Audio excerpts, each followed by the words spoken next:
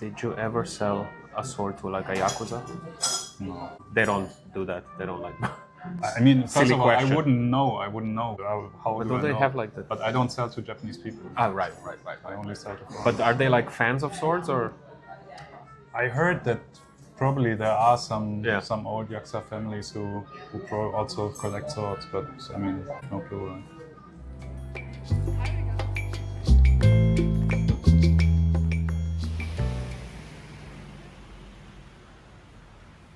Why do I never in this area? In Ginza? Yeah. I'm feel like sometimes in Ginza. very Recently, fancy. actually. Yeah, it's a bit too fancy. It's true. I thought you were gonna like show up in a suit and stuff, and I'm like dressed like this. No, actually, this is the best I can do. I mean, recently sometimes I wear suit because I go to events on the weekend. I've been to Osaka to an event called Katana. Okay. And there I wore a suit. Is that part of the Osaka Expo now or something? No, it's just a yearly event for swords, actually, for sword dealers and fitting dealers. My fascination with Japan started when I was like 6 years old, and I watched Teenage Mutant Ninja Turtles on television. Not embarrassed to say. That's cool. When did your fascination with good interest question. in Japan? I mean, my parents lived in Japan before I was born. My brother was born. I thought in you were Japan. gonna say like The Last Samurai with Tom Cruise. No, that was when I thought, okay, no, I have nothing to do with Japan anymore. Oh yeah, okay, good answer. No, honestly, my parents, I was surrounded by Japan like all my childhood actually, because my father collected Japanese art and Wow. he lived in Japan for 3 years. He's an Okay. artist actually, so Oh, he studied wow. about the influence of European and Japanese art on each other. And when he came to Japan, he started kind of heavily collecting sword fittings. So he was in the sword trade already, not just art. First he was into swords, but when Right. he came to Japan, he found this book written by a Japanese collector. Yeah. It was in English, the only English book available, so he contacted this guy and he made him his... Oh, thank you very much. So, he kind of became the student of this guy. He was his sensei, so he studied for 3 years with Where him. in Japan? In Tokyo, yeah. And that's how he got into sword fittings. And then our house was full of Japanese books, and swords. my mother cooked Japanese. And Oh, not wow. so much swords, but sword fittings, mostly, Okay. like these small Yeah. If I knew you recorded today, I would have brought one. I have no tsuba here Okay, now, next time you gotta bring your like collection of 500 katanas with you. Maybe one tsuba will be for starters. Hey, sorry, what's a fitting, by the way? Yeah, fitting. If you have the sword, you have a blade, and Yeah. you have the outside stuff, right, which is called the koshirai. So the koshirai consists of the handle. Yeah. How's it called in English? Is that a A hilt? sword guard, Sword guard, yeah. The little shield like a round thing. blade. Yeah, exactly. And the saya, The blade. outside of the blade, the wooden scabbard. The scabbard. Okay, yeah. And the sword guard is something which is also collected because in Japan they started like about 700 or already 800 years ago when they started making curved swords. They also started making sword guards. Yeah. And at one point they started to decorate these sword guards. So decoration of sword guards became an art of itself. And many schools developed and many different artists developed. And over time Japan produced the best metal fitting artists in the world. I mean, in the late Edo period, they created the most amazing stuff. I mean, super fine detail. But the Edo period is where they're not fighting anymore, Exactly, right? yeah, exactly. It was only to kind of show off. Show how pretty your sword is. And the sword fittings were important for samurai because the samurai were not allowed to wear any kind of, rings or something to show. Like jewelry. Jewelry, yeah. Yeah. So the sword fittings were the only pieces where they could express their style, right, their liking. So having different sword fittings also meant something for the samurai. But why couldn't they wear jewelry? It was just kind of forbidden. I mean, of course, high daimyo, and they wore the nice armors and everything, but jewelry was not allowed for samurai. But could you have like a really, really pretty kimono if you're a samurai? Well, if you're a high finest lord, you silk? can have a super nice kimono, but the normal samurai would just wear brown, gray, and dark blue hakama, right? Are we talking about And then, throughout the 800 years or just in the Edo period at the end? In the Edo more? period, it was quite strict. It became even stricter. Maybe before it was more liberal, but Yeah. after the Tokugawa took over, they made these very strong laws. They even made a law that every daimyo has to live in Edo for half a year, every year. So they always had So to... he would keep an eye on them, Yeah, right? and they always had to bring all their people, right? So there were these massive kind of parades through Japan to bring all the people to Edo, and they always, every year, have to come in a new armor and a new set of sword fittings. So they spent so much money, they went bankrupt, right? That's why the merchants got more rich than the daimyo in this time. So. But you think the shogun knew that they're going to go bankrupt? Of course. And that's why he did it? He didn't want to make them bankrupt, but he wanted to keep them under control, and he wanted them to spend money on this stuff rather than to be investing into military. Right. So he prevented an uprising by that. Yeah. And they had to tear down the castles and all that stuff, right? Or something like that. I think I read I don't know about the castles or something, but most of them kind of were destroyed by either earthquakes or fires or old wars or something.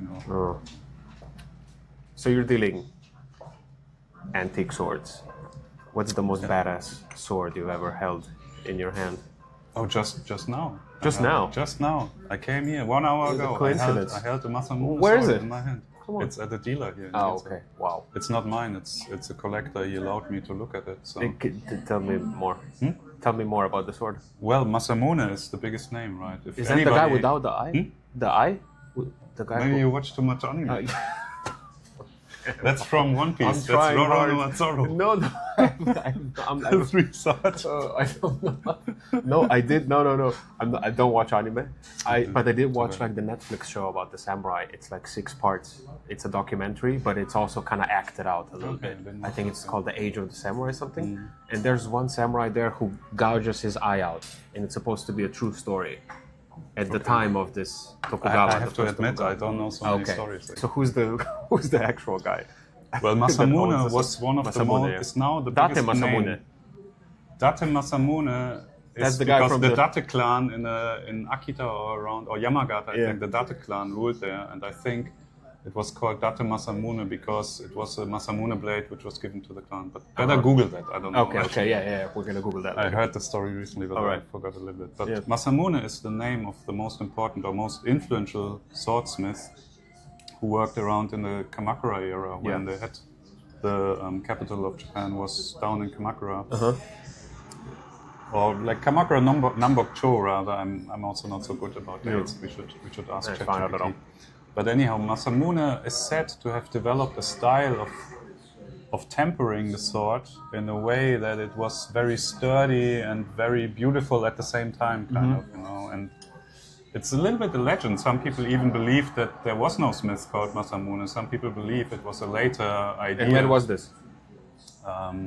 Like a long time ago. It was about 14th, 13th century. When they were still like fighting and then all that stuff. Yeah, it was very early. So he developed a style of swords which was very new, and he was in Kamakura, in the old province of Sagami, it was called.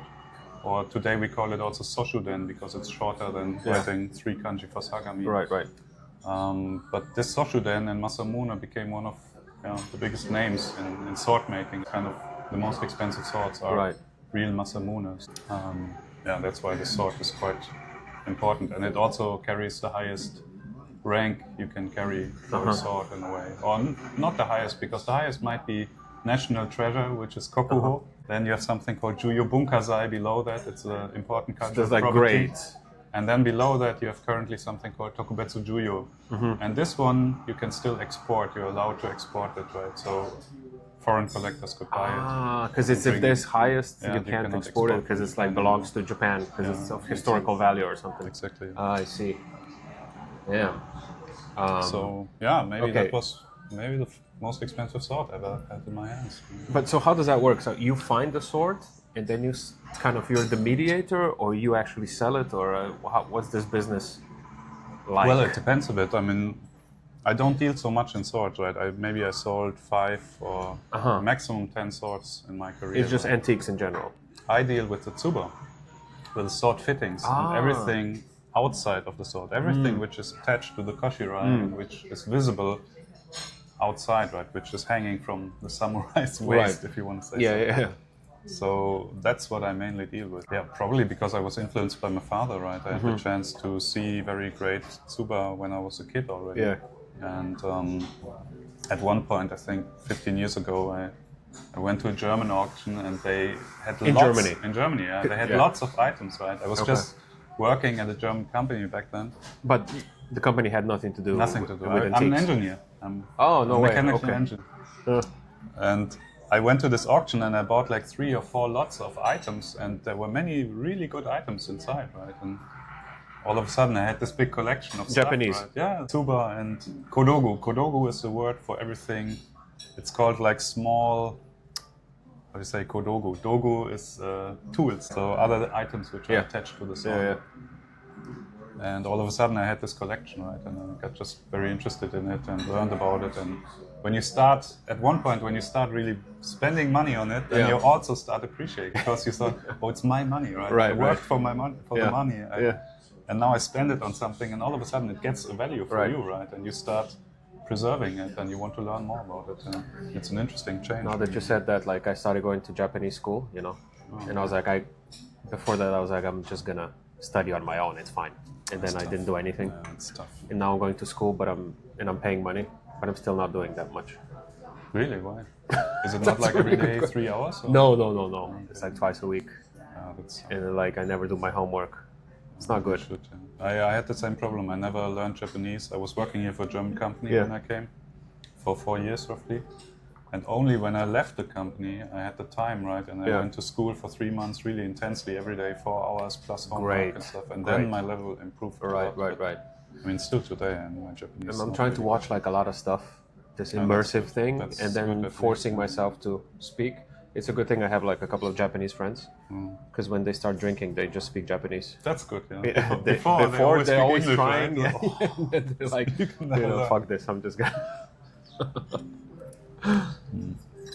All right, so yeah, but then how did you get into it properly? You told me you bought that first bundle in Germany, contained a lot of So, like, Japanese stuff. That made me a collector, right? I started collecting myself. Yeah, but moving to Japan is a whole different beast then. When did that decision Yeah. come from being like an engineer in Germany? To like, It's okay, the long story, right? The long full story, story. yeah, We have time. So I, of course, because my father went back and forth to Japan all the time, right? And he always bought nice items there and brought them back. And so at one point, I wanted to go to Japan as well, right?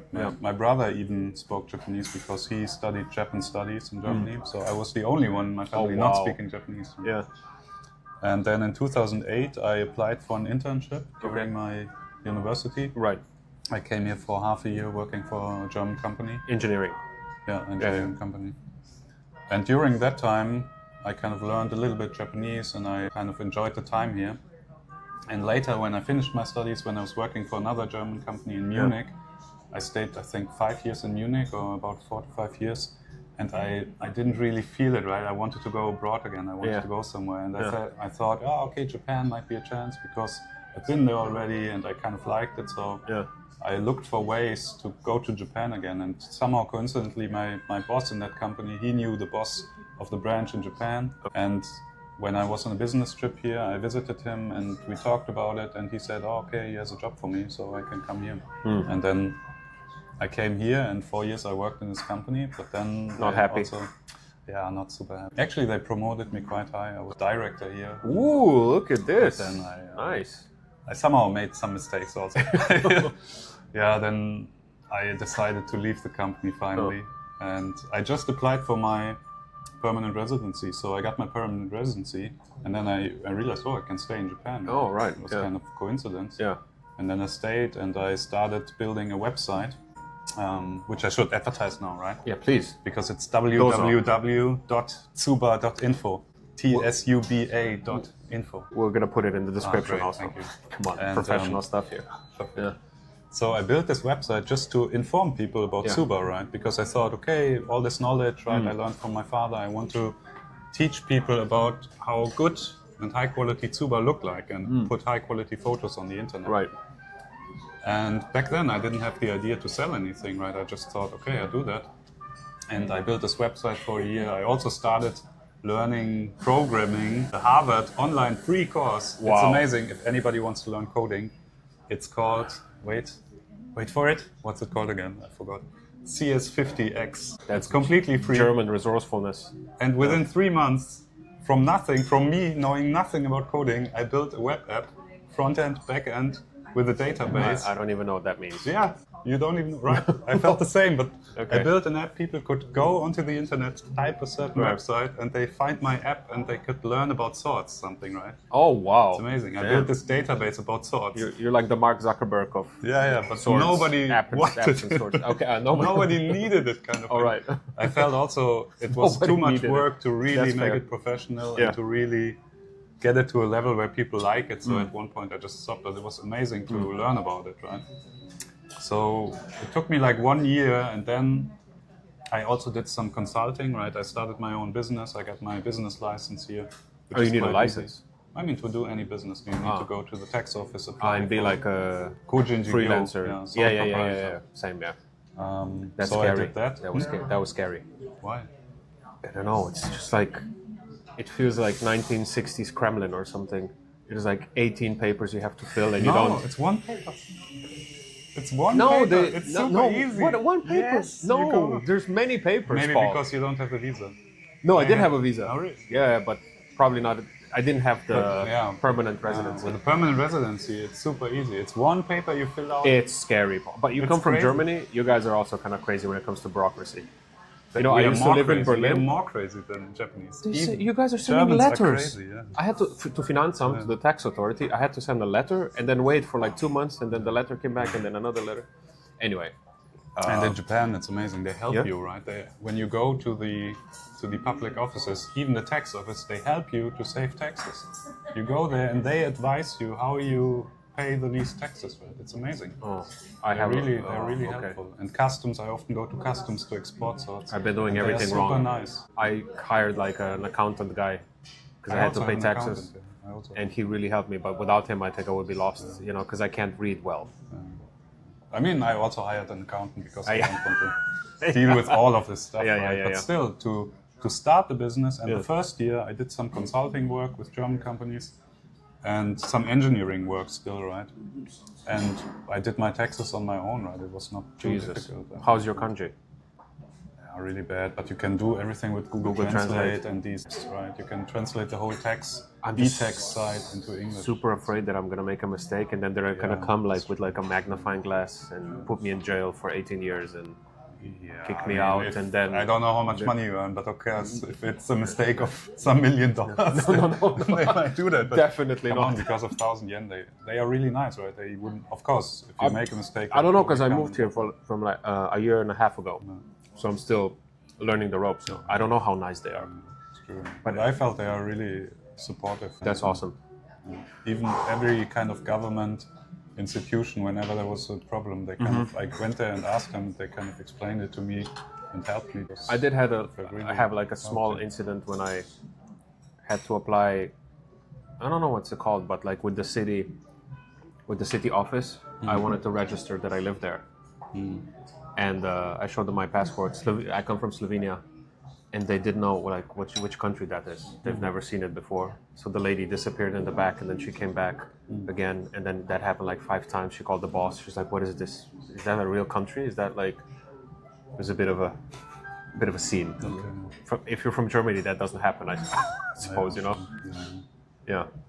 Anyway, no, but they're nice. Yeah, They're nice. I'm just super scared. until now, I made very good experiences. So. Okay, let's go back to your story. Yeah, so then after about 1 year doing the sole proprietorship, a friend of my father, he's one of he's probably the biggest foreign sword dealer in Japan. Wow. For like 40 years, he brought swords back from the US. He's Canadian. Lives here, of course. Yeah, his shop is called Keichodo, so I can also advertise a little bit for that. If you're looking for swords, please contact Keichodo. If you have like $55,000 lying around, swords. cheaper. Yeah, sure. Swords. I mean, not every sword is super expensive, But a real one. yeah, a real one. How much is it? Well, I have a good sword for sale currently. It's about $8,000. Oh. And it has a good certificate, right? really beautiful condition. It's 350 years old. All right. And no, it's not that every sword is so expensive. And do they go up in value the longer you have them? Is it like an investment or whatever? Because like 40 years ago, there was kind of a bubble of the sword market, I feel, and swords were crazy expensive. Because people, these treasure hunters in the US, they found these swords which the GIs brought back, and all of a sudden, $50 sword would be $500,000 in Japan, and they brought them back. But then there was, of course, this bubble economy in Japan crashed, and so also there was not so much money for swords anymore. And then I think the prices decreased a bit. So if you bought a sword 40 years ago, today you would probably have difficulty to get the price again which you paid. But then again, the top stuff, right? The top 10% of swords, right? The super big names, they seem to increase in value, and they get more expensive. So it's like a market like any other. It's a market like any other. Oh, okay. Goes up and down. But for example, this $8,000 sword, that's how old? 350 years. Jesus. So that's a real thing. It's not like somebody made it in 1970. No. Like and like... also, I only deal in antique swords. Of course. What is antique? Antique means what? At least 100 years old. That's a good question, yeah. For me, antique means that it's not after Meiji period. So it's everything Edo period and before, right? So there are three categories. Meiji is when they modernized. Well, Meiji is when they were not allowed to wear swords anymore. Right, so these swords were produced to kind of preserve the art, the craftsmanship, right? But they were not produced for samurai or daimyo who were allowed to wear swords, or merchants who were allowed to wear wakizashi. Like they were allowed to wear merchants. Merchants were in the Edo period allowed to wear wakizashi. Oh, I didn't know. Which are swords below 60 centimeters. How come? I thought like only samurai were.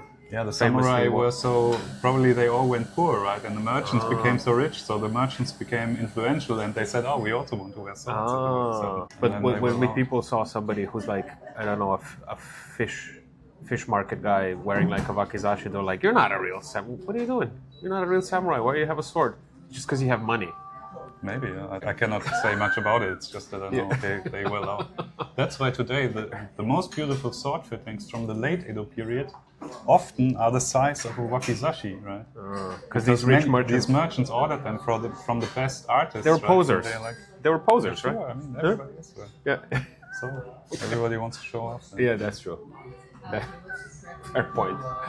No. You were saying, this $8,000 sword is like 350 years old. Yeah. It's a real deal. Yeah, it belongs to a samurai, an actual samurai, not one of these like merchants. We cannot prove that. I mean, of course, it's a katana, so probably a samurai class person would have ordered it back then, and would have worn it. Right. But we cannot say who ordered it or something. It's not such a famous sword, right? If you want a sword with a provenance going back to a daimyo, you probably have to invest like 10 times that much. So do you mainly arrange swords and like I forgot how it's called already. The outside thing that you. The koshirai and the fittings. The fittings. Yeah. Do you like sell them to foreigners or also Japanese people? I made 3 sales in my life to Japanese people. Wow. But how? But when they see like a foreigner like dealing in this, is it a problem or? Yeah, I think so. I've been to this katana bazaar, right? I exhibited my items there. I had beautiful pieces, right, from one of the most famous artists. Yeah. And they looked at it, but they're like, they didn't even ask me. No, they didn't even ask me to take it out or anything, right? They didn't even want to look at it. Is that normal that they ask to take it out? Of course, if you're interested and you have something there, and you say, okay, at least let's look at it, right? Yeah. Even if you don't buy it, but let's have a look. Right? Okay. It's an amazing piece, but nobody. None of these people asked me to look at. But they just like say in Japanese, like please dozo. Or dozo. Nothing. Goran kudasai or something. I think that's it. Yeah. But one Japanese person bought something from me. Bought one piece from me. So. But lucky for you, great success. Foreigners are obsessed with like swords and fittings and stuff, right? Yeah, that's true. I don't think you're gonna go hungry, Paul. Currently, I feel really the sword market's going up. Many people are looking for swords, but unfortunately, many people looking to buy like rather cheap swords. And I would advise, advise everybody who wants to buy a sword, rather to save these $1,000 or euros and wait for some years and spend 5,000 and get a sword with a certificate by the NBTHK, which is the official authority in Japan, and get something which is at least a nice collectible piece, right? And invest at least like $5,000 or $4,000, because there it starts to make fun in a way, and to make also sense to buy it, and you show it to other collectors and say, oh, it's a nice sword. So save your crappy crypto for a while and then sell crappy crypto, yeah, why? Whatever. Yeah, spend your Bitcoin on, on a Masamune. Nah, you wouldn't. That's get much cooler, right? Having a Bitcoin. sword than some crypto or whatever. It's true. Yeah. But you can It's get. funny. I know some crypto investors who exchanged into swords, kind of. Right.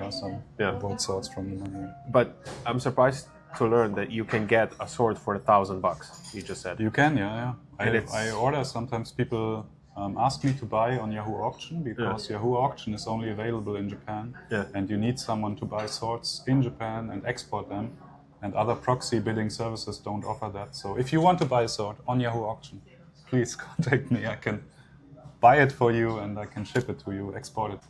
So they do that, but I always advise them, hey, maybe try to save a little bit and buy something a bit nicer. But okay, sometimes you can find a treasure. I mean, it's true. I also bought for $1,000. Yeah, sometimes you can be lucky. Some guy bought, I think, for $2,000 a sword, and it turned out to be a quite nice and old Kamakura period sword. Oh wow! It's like the finding. condition was not super good, right? It had probably would have to be polished, but still, it was almost 1,000-year-old. Wow! That's like finding 900-year-old. a Van Gogh in your grandpa's basement. Yeah, not like a Van Gogh, but it was nice. Yeah. That's awesome. Recently, someone, I mean, that was amazing. Someone bought with me a tsuba on 2 years ago. I went to these antique markets and I told people. Sorry, tsuba again. Tsuba is the sword fitting, the sword guard. The stuff I sell. Yeah. So I'm gonna remember by the end of the conversation. I hope so. I hope you buy one. Yeah. I went to these antique markets and I took pictures of items, right? And I told people, if you want to buy it, send me the money. I buy it for you. I take a small commission somehow. And one guy bought a tsuba, which was kind of okay-ish tsuba, maybe, I don't know, $400 something. It was a little bit rusty, but still it was an okay tsuba, right, for the price. And he bought it, and I sent it to him. And then later, I think a year later, he asked me, this guy wants to trade with me, the tsuba, and he showed me the pictures of the stuff the guy wants to trade with him for. And I said, I mean, that's the most famous artist in the world, right? The most expensive. It's probably, I mean, the likelihood of it being fake is quite high, right? The signature might be fake. And the probability is very high. But if I had to do the trade, I would always do it, right? I mean, $400 to have the chance to get. I see. So it's like a gamble. It's a gamble, but I would do it, If you can exchange this tsuba for that, of course, do it, right? He sent it to me. I got it back from certification and it's real. Oh, wow. And it's like the jackpot, right? It's crazy. Man. It's so amazing. Congrats. Yeah. You gave him good advice. Right? You gave him good advice. Of course, he was very happy that I get it. So that was, I mean, I wish one day I make such a find, right? It's, but sometimes I was lucky as well. Yeah. I also found great items. We still didn't get to how you actually started trading. Exactly, because I stopped keep getting there, sidetracked. It's true. So I was doing this sole proprietorship already, and then I built a website already. You built the app. And the app I built, But then a friend of my father, this dealer from Keichodo, he advised me to start to sell tsuba on my website. So he said, why don't you build a shop, make a shop page there, make a store. And he told me, gave me some advice how to structure it a bit. And he gave me some items in commission, so I could sell items from him, and he would pay me like 10% commission or something. Yeah, he's super nice. Set you up. I mean, today we still work a lot together. We have this YouTube channel actually about swords. I put the link, or you put the link. We're like, this is 15 links already, Paul. Nice. We're gonna do it. Yeah, no. Never so he said, just do it, right? And I just did it, just try it, and all of a sudden people started buying stuff from me. So they found your website? Yeah, they found my website. And even people, I didn't do much SEO, right? I didn't bother a lot about being on first place or did advertisement, but I just put these items out there. But when was that? Like 5 years ago, 10 years ago? 4 years ago. 4 years ago. 4 years ago, yeah.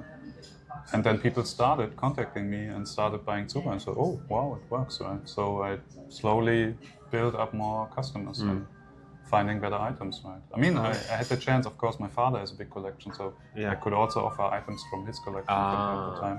That's awesome. So, and then I just kept doing it, right? And it was really, I really enjoy it, right? Doing something you enjoy is the best thing. Yeah. And And so how is the relationship with other antique dealers here? Do you guys like kind of in some sort of sassy competition? Do you hate each other? Do you try to sabotage each other?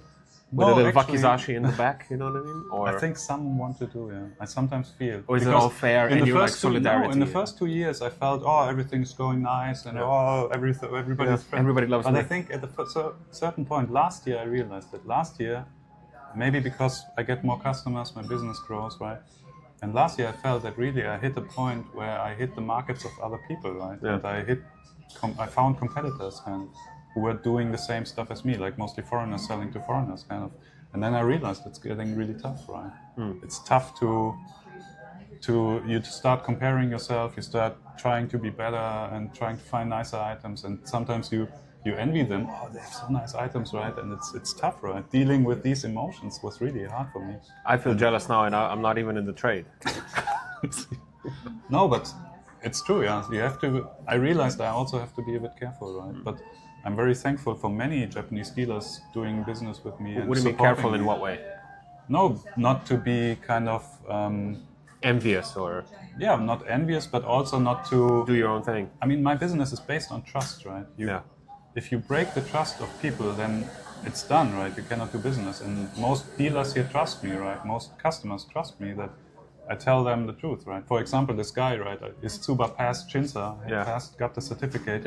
Of course I tell him, right? I could have, I mean, there are people, they do it. They tell the people, oh no, it didn't pass, and later they buy it somewhere else, right?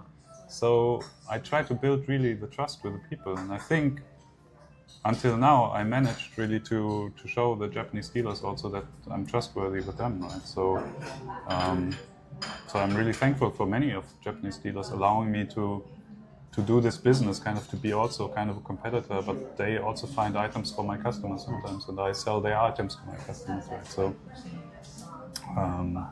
I think it's a win-win if you support each other, right? And especially like the dealer from Keichodo, right? He supported me until today. We do business together, kind of, and he still supports me a lot. Yeah, so he doesn't see you as like competition or anything. He's like, I hope so. Not, of course. Sometimes we deal to the same customers, but he's into swords, I'm into fittings, right? So I think it's also it's like good. Symbiotic. It's a bit symbiotic. I think it's also good to support each other. And sometimes we buy items together, and he's a good friend, I would say. I'm really thankful for that. You've been living in Japan for, what, 10 years now? 10 years. Yeah. No. Is it like never looking back anymore? How do you feel? Because I feel like now I've been here for a year and a half. It's two types of foreigners that you meet. They are here. The first type is kind of a bit bitter. I don't know, people who had crazy expectations. Maybe, like you said, they watched a lot of anime and they thought this is just like Disneyland from start to finish. Then they become a bit bitter. And like the second type is people who are just like never looking back. They're like, I found my thing, my place, and I'm gonna stay here. I don't know yet how I feel. I do miss a lot of things from Europe, I have to be honest. But it's also getting easier and easier. The more Japanese you learn, the more people you meet, it gets a bit easier. How do you feel? Yeah, it's a tough question. I would say now I'm really immersed here. I feel at home here. Yeah. Right? I live here, and I think I will stay here for good, right? Because you're gonna die here? I don't know where I'm gonna die. Come on, maybe I'm gonna die on a plane somewhere. Who knows? What a morbid question. Seppuku, right? I hope not. No, I will go. I'm going back and forth to Germany, of course. Every year I'm in Germany like 2 or 3 months. So. You're there 3 months a year. That helps. Roughly. So, it's not that I lose complete contact to my home country, right? And I can travel a lot. But maybe it's still even far. in the future, I would far. think maybe I would stay half a year in Germany, even half a year here. But I think my base, I feel at home in Japan. I really feel at home here. So is that feeling like kind of deepening, or do you get more unsettled? No, it's deepening. Oh wow, that's especially over the last 5 years, because now I have my business here, right? Yeah. And now I have something I really enjoy doing. Right. it's very much based on Japan, right? Yeah. I couldn't do this from another country. I Right. could think about living in Europe and then going back and forth to Japan, buying stuff, but this way I feel it's more natural, and it's also a better chance because it's giving me a position where I'm here and people can ask me, go to this person and look at the sword for me, and help me with this, right? I can export and import swords, right? So I would say I'm pretty much settled here. I feel. What I'm sometimes worried is about the health system here. I think if you really get sick in Japan, I don't know if it's really so. Compared to Germany, I would still feel more. I mean, secure in Germany. Really? Yeah, going to a doctor there, being able to speak my language, it's easier to build trust, right? When you go to the doctor in Japan, I mean, luckily I had never anything serious here, but if you go to the doctor, you have like 5 minutes, he looks at you, oh, yeah, okay, you have this, okay, here, tablets, go. Oh. And you feel like, oh, wait, does he really But know? I lived in Berlin for a while, and foreigners there say the same thing about the Berlin healthcare system. And there's like a running joke that it's like, you go to the German doctor and he just prescribes chamomile tea for everything. You know, like after 2 minutes, he's like, it's fine. Here's some tea. But it's Yeah, but but you're not honestly, I you're cannot not say, from right, Berlin. I've never been in an operation or something. I did have a. Maybe this is oversharing, but I'm gonna do it. I had like a colonoscopy and endoscopy here. And the endoscopy I had as well. Both at the same time.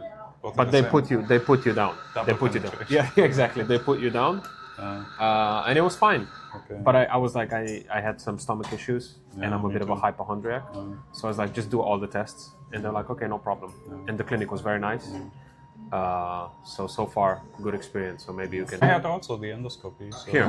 Yeah, and that was Yeah. very nice. Yeah. I don't know. But They apart did, from they that, did I find think- a polyp, so I suggest you get They a. take it out. They take it out and they're like, "Ooh, this could turn into something serious." Oh, really? Yeah. So get How old yourself are you checked out. again? I'm 39. Yeah, I'm 42 now, so Yeah, kind of similar Yeah. age. I'm gonna be 40 in 2 months. maybe. I'm sorry, but I worry about you. You Thank should- you, thank you so much. I'm so happy. One more person to worry about me. I'm gonna call you now every day. Did you get the colonoscopy yet, Paul? Come on, you promised during the podcast. Did I even? No, I didn't. You just did. I said I should. Okay, yeah. Okay, Jesus. German's so technical with language. I like it. Oh, yeah. But, what gets me a little bit is the FOMO in Europe, because most of my friends are there, the family's there. And, you go back once a year and everybody's kind of older and moving on with their life naturally. And you feel a little bit of a, That's tugging true. of the heart. I don't know if you feel the same. I feel the same. I mean, that's maybe a bit tough. I realized it's probably difficult for me to find a life partner here in Japan, right? Because first of all, my job, right? I'm often traveling. I don't have this like 9-to-5 job, which Japanese women probably would prefer, right? Go to the office. So, I don't know about that. But I mean, meanwhile, my brother also lives in Japan. And he has 2 kids. Yeah. Oh, wow. And they are so cute, man. So They're that's, amazing. come on, I didn't know that. That helps. You have like a close relative here. Family here. Yeah, you're an uncle here already. Exactly. That's awesome. But you guys, does he live in the same?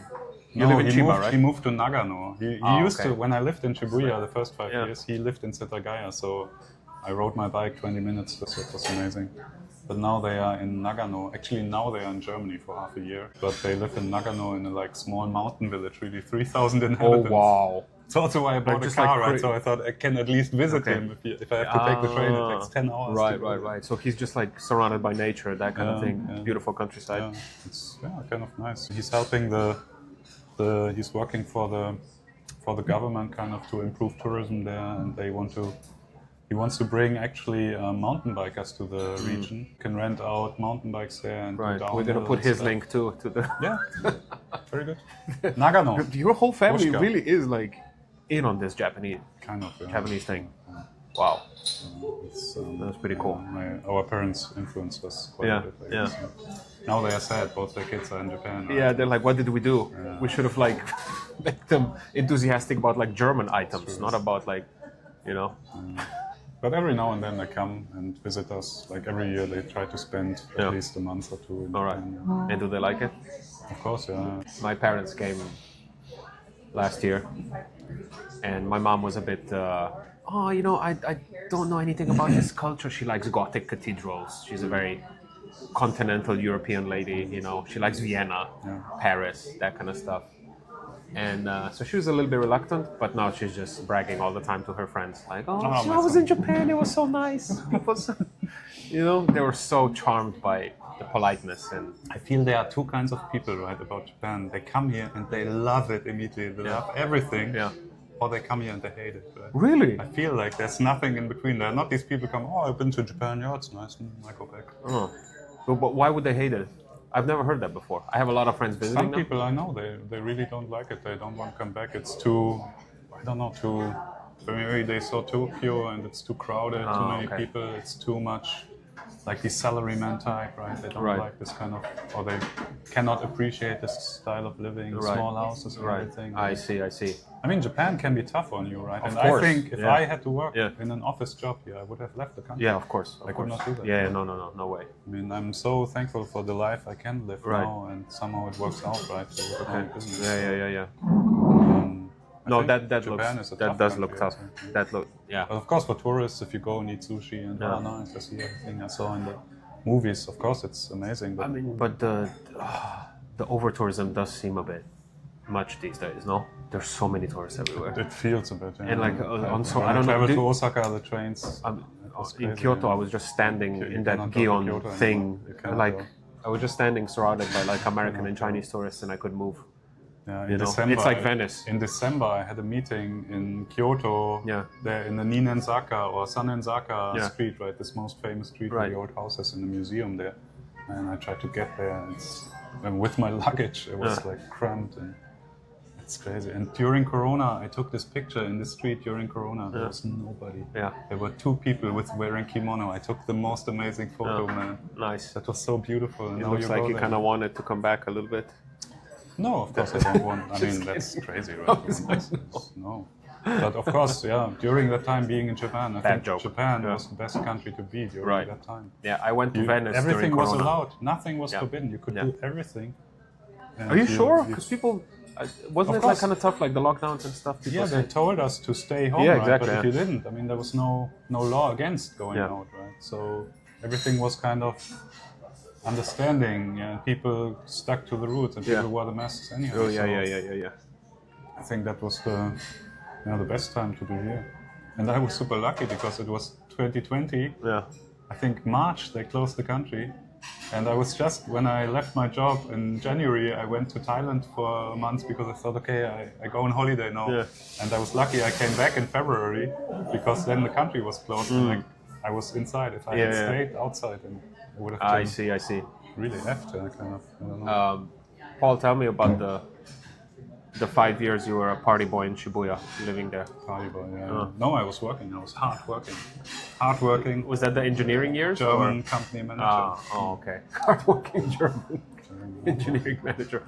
No, I mean, it was fun. It was a beautiful area. It was Honmachi, which is northern part of Shibuya, close to Shinjuku. You know, because Shibuya, you always think like Hachiko, you think the crowds, the scramble. It was walking. I could walk from there 40 minutes back home. Or I could take my bike in 20 minutes to Hachiko. That was amazing. I often rode down there. But no, I lived in the northern part in a beautiful, small living area. Yeah. And I had 5 minutes walk to my office, and I enjoyed it a lot. That's all you're gonna say? No juicy sassy detail? What do you want to know? I mean, of course, we all go through that, right? So what is there to say? We all maybe a lot or maybe nothing, you know? Like, there's just these two. We all made our extremes. Yeah. I think no, I didn't go to the extremes some people do. I feel I'm not that kind. But of course, you party and you go out, right? And you experience. Yeah. You experience what it means to fall in love with the Japanese woman. Oh. Nice. And why the move to Chiba then? From one extreme, it seems like it's a good question, but honestly, it was about the money also, because my flat there, when I left my company, I was thinking maybe I leave Japan, because I didn't have the visa yet. So the visa came quite late. So you wanted to quit your job? Yeah, just before I left the company, I got the visa. So only then, like 1 month before, I knew I could stay in Japan, right? Without doing. And then I still lived in Shibuya, I think, for a year. Sorry. Without a job? Or still without working? a job, yeah. Okay. I mean, okay, I was doing kind of consultancy with the German company, some income and stuff. And I saved a lot of money also. I always try to save up because I knew maybe if I want to change my job, I need some money to survive, right? So I always kept like a year's worth of, I don't know, money, which kept me going for a year. So I was still living in Shibuya, and then there was a time when you have to renew the contract, right? Yeah. Every 2 years you have to pay them another month's rent just to renew the contract. Yeah, exactly. So that you are allowed to stay there, right? And I tried, my landlords lived in the first floor, and I was friends with them. You tried to sweet talk. No, I tried to ask them, is it possible that I directly rent from you or something? And they just said, no, you go to this company and they do everything. Yeah. So I decided I needed to find something else. And by that time, a friend of mine, he owned an apartment in Chiba. And he said it's empty, right? So if you want, you can live there because, it was not really empty. There was a lot of stuff. He rented it out to interns in the past. And by that time, he just asked me a little bit of rent, right? I moved in there. I thought, okay, I can stay here and think about what I want to do, if I want to stay in Japan or not. And then, I don't know, after 2 years, he wanted to sell it, and then I bought it from him, and now I'm kind of settled there, right? So, I was hanging out with some Japanese poet once in Slovenia. There was like a poetry festival that I helped organize, and he was from Chiba. But he didn't speak like a lot of English. But I asked him at that time, that was like 10 years ago, hey, how's Chiba? And he always said, Chiba respects Tokyo, but Tokyo disrespects Chiba. I still don't know what that means. But is it true? Well, I cannot say, right? I'm not immersed into this Japanese life, kind of like that. But I don't have any problems, right? I have problems because like, you come to Tokyo and people from Tokyo just spitting at you because you're from Chiba and stuff. No. Cool. No, not yet. Yeah. But registering swords in Chiba is a hassle because only every 3 months they have these registration boards where you can go and get your license for the sword. So I have to wait like 3 months all the time. Can I ask you something? In Tokyo, every month. Yeah. Speaking of weapons and stuff, when you go to the city office where I live, there's like a big poster with a crossbow, and it's like. Dame. Oh, okay. What is that all about? They think you're going to come with a crossbow? No, weapons are forbidden, right? You're not allowed to bring weapons into Japan. That's why you have to register swords, right? That's why. So swords are like weapons.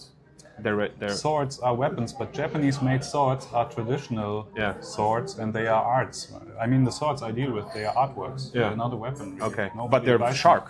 You can of course, kill somebody. They're sharp, but they are appreciated as artwork for 800 years, right? Right.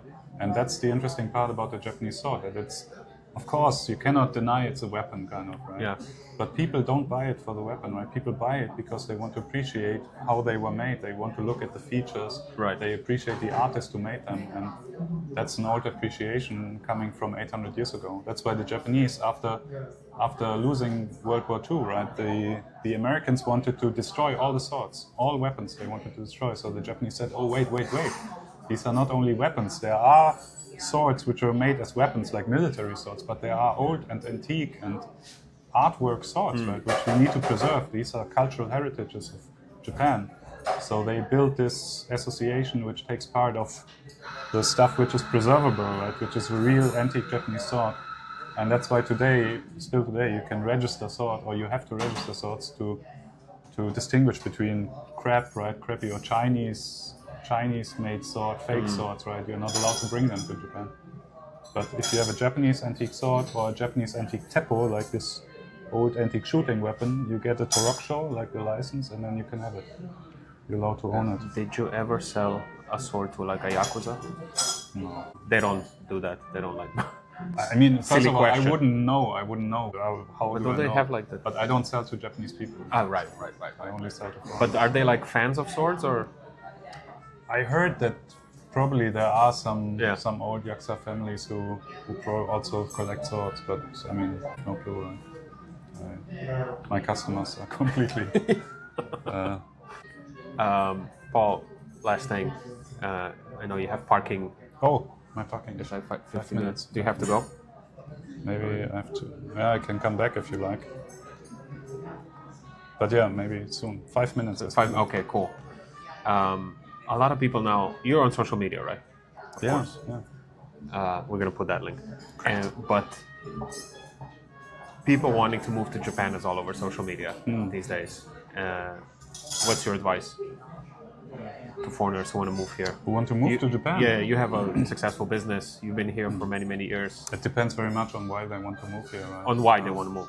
Yeah. First of all, if you want to just move to Japan, right, there's chances like working holiday visa or anything, right, which you can Google and find ways to come here. I think if you just need the visa for a year and want to try out, then apply for working holiday. If you're I think below 33 or depending on the country.